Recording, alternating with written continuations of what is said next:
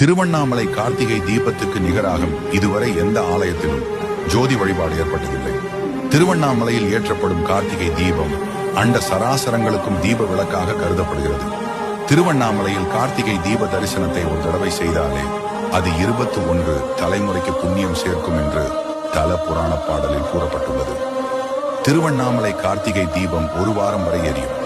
கார்த்திகை தீபம் தினத்தன்று அண்ணாமலையாரும் உண்ணாமலை அம்மனும் ஒன்று சேர கிரிவலம் வருவார்கள். அவர்களுடன் பக்தர்களும் சேர்ந்து வருவது புண்ணியமாக கருதப்படுகிறது.